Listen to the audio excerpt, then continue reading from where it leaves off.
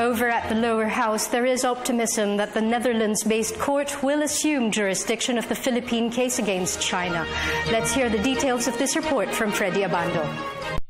The Philippines' presentation of its case against China's creeping reclamation activities of several islands and reefs within its exclusive economic zone in the West Philippine Sea before the Permanent Arbitration Court of Intl is gaining global support. China refused to participate in the proceedings.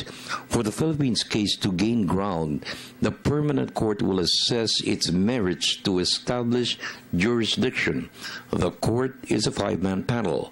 House Defense Committee Chairman Congressman Rodolfo Biazon is confident the court will assume jurisdiction to pave the way for the determination of China's whether it's legal or not, which is the basis for its aggressive expansion of its borders within Philippine territory.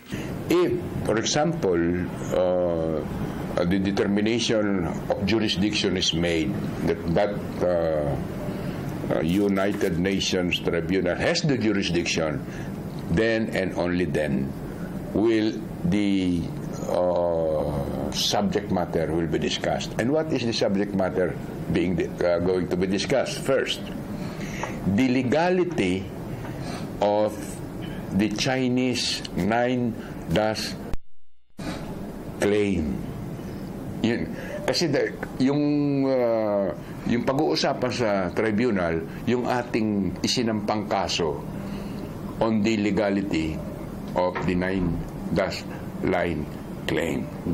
So, ibig sabihin, if the tribunal so rules that the 9-dash line claim of the China is illegal according to international law, then and only then we can go to a discussion of the disputed the claims of all the disputants. With a high-level delegation from every present for the presentation of the Philippines' position, a favorable ruling may be expected from the arbitration court.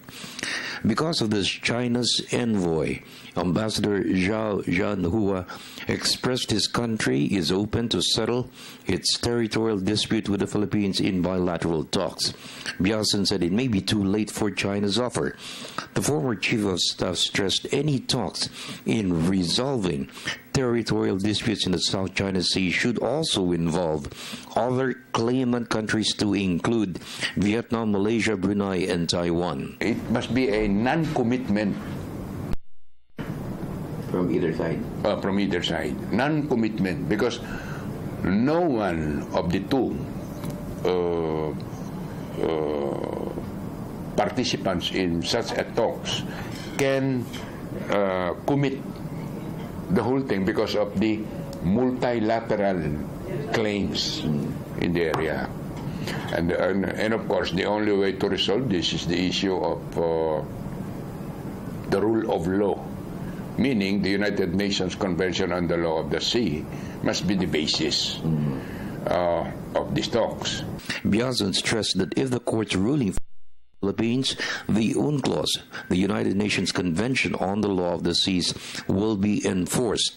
If China defies the ruling, Biazon said the global community of nations may consider a number of peaceful options, one of which is economic sanctions, the same strategy adopted by the United States and its allies against Russia to contain its creeping influence in the Ukraine. Grant that the Intl so rules that China is encroaching upon our territory, or any or the Vietnamese territory, or the Brunei and Malaysian.